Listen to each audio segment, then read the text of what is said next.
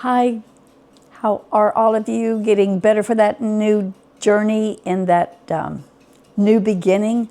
I'd like to continue some things that we've talked about in the past, talking about how our attitudes, how our feelings, how our thoughts, how what we say, what we think, how all of that can help us to have a longer, healthier, and more productive life. Isn't that really what we all want? And isn't that what we want for everybody around us, all of our friends, our family? So I thought this time I would talk a little about emotions and health, and actually talk about the mind-body connection.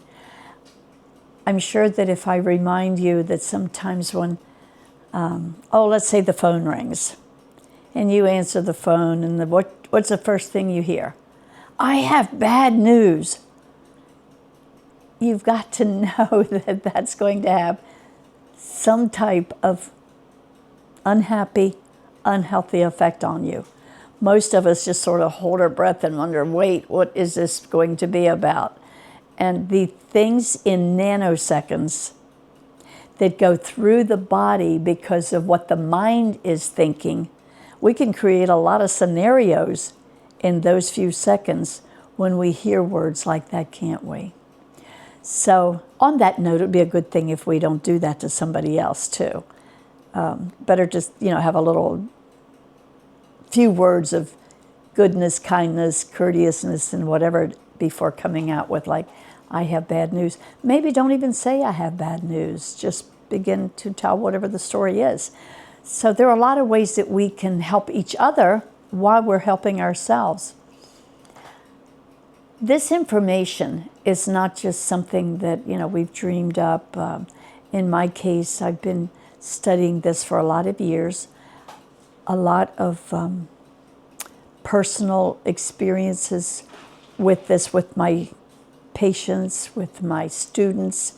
So we get to not only see what we've learned, also, as I do, look at the research that's been done on it.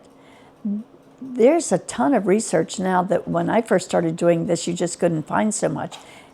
It really does help us to understand how the emotions affect our health and what the mind and body connections are. The more we understand that and the more we know it, the more likely we are to be the person that, like I've heard, are you faking it? When somebody calls you and you act like you're the happiest person in the world. Sometimes I have even said, oh, well, fake it till you make it. Not a bad idea. So better that you fake that than, being all nasty and grumpy to somebody. So yes, there is a lot of scientific evidence showing that the mechanisms that unite the brain, the mind, the body, the emotions, all of these have an effect on especially the whole body, but the immune system. I mentioned the immune system. Have you noticed how many people today are being diagnosed with immune disorders of different varieties? And of course there are. I think I read that, I won't mention how many different conditions that are in the immune disorder category, arthritis being one of them. But have you noticed how many people more recently you're hearing about having lupus or MS? A lot of the conditions that people have had that we've known them as conditions, we now know that they are immune disorders. So what's happening is that you have molecules, and I don't want to get too technical on this because I want you to really understand it at all levels, but the system that's taking place through the brain, there are neuropeptides that are just sending messages back and forth at all times. And they go through the body, virtually through all aspects of the body, but affecting our system through the major body systems. So with that being said, I want to get back again to how emotions, how thoughts, how behaviors, how attitudes can have a ginormous physiological effect on us. In another discussion, we'll go into how each specific emotion affects each specific body part, gland or organ or part of the body, and give you some ideas on what we can do to reverse that or to even prevent it from happening. So we do know this. The mind is communicating with the body through a lot of different avenues. Through, of course, talking, thinking, and then, of course, what we see. And all of those things will transfer information into every cell in the body. It's interesting, as I mentioned earlier, you get a phone call, somebody says, I have bad news, or whatever it is, you see something horrible. Have you ever noticed where you tend to feel that first? Most of us will notice it, and there's even a lot of sayings like, that felt like a punch in the gut, or something to that effect, or somebody will just say, oh, that made me sick to my stomach. All the emotions, and especially the ones that hurt us, we do feel them in the gut first.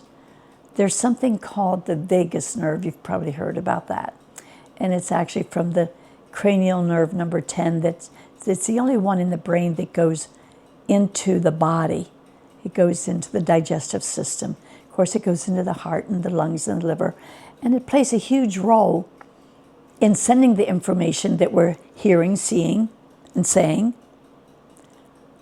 into the body as it goes into all the body parts. So we know that the body is made up of billions of cells, and they perform a huge array of projects.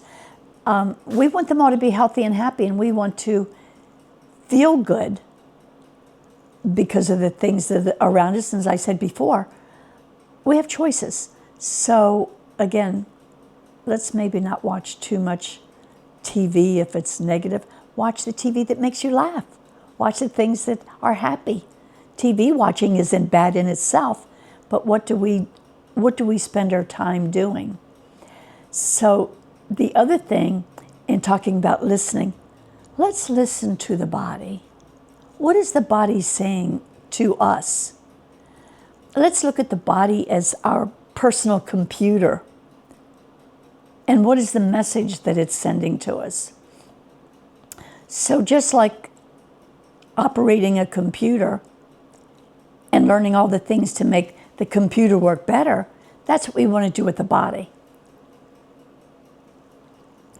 And in an attempt to do that, again, maybe make an effort to change how you look at things. When there's something that doesn't make you happy, see if there's anything within that you can do to make it better, or is there something else around that environment, that situation, that event that you can think about that was a positive. So I know you think I probably overemphasize that, but sometimes I think I have to, having been around so many people that are just really demonstrating attitudes that I know are hurting them.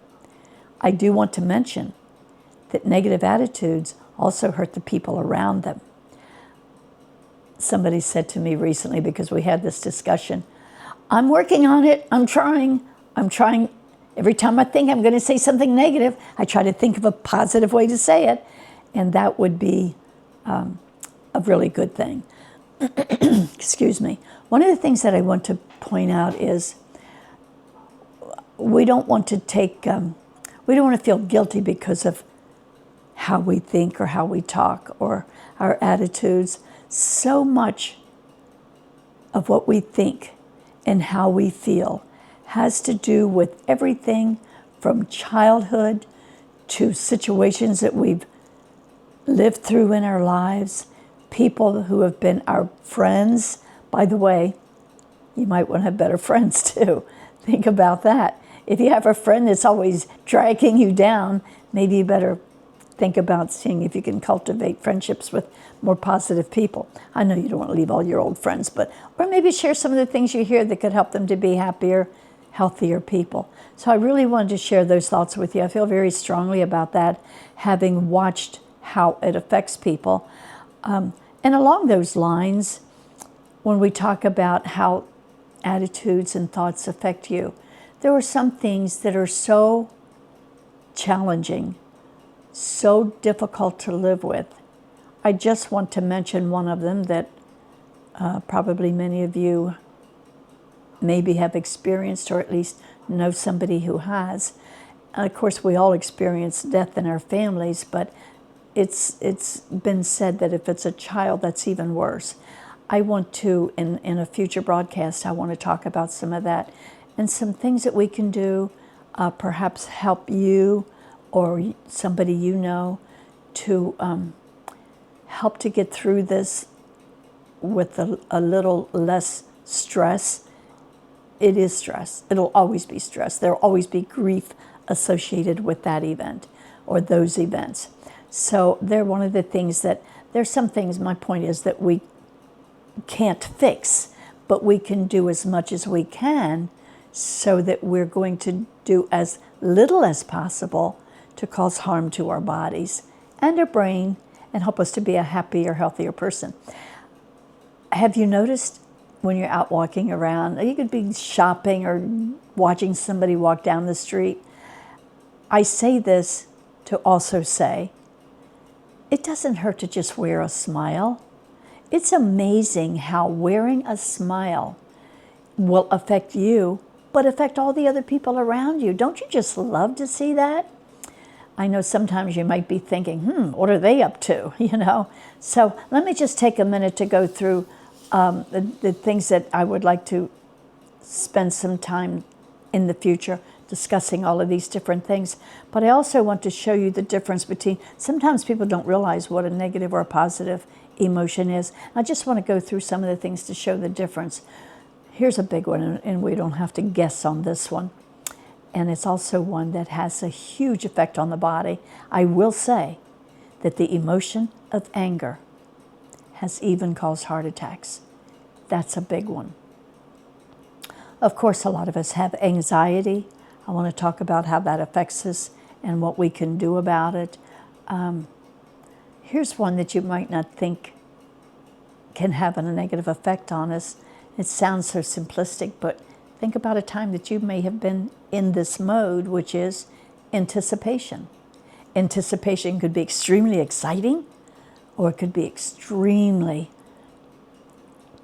not exciting because of your concern about anticipating what the action might be based on whatever the event is. Of course, there's another one, depression. We see that a lot.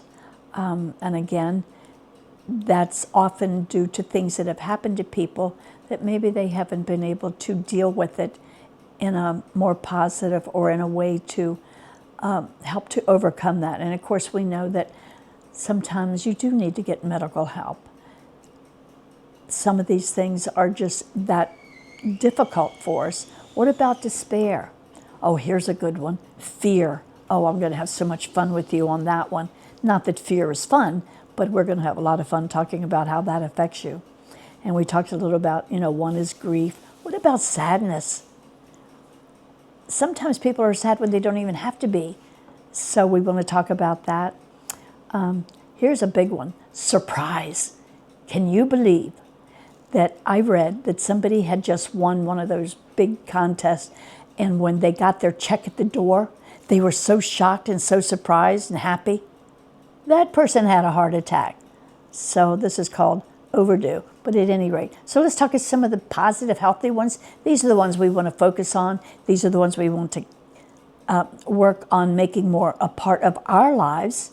And of course, joy is one, once again, not overly, moderately. Joy, confidence, being content, having courage, the courage to move forward in a positive way. One of the biggest ones you'll ever have is love. The more we express that, the happier, healthier, and better we're going to feel. And clearly, that is an attitude that will help all of us to have a happier, healthier, and more productive life.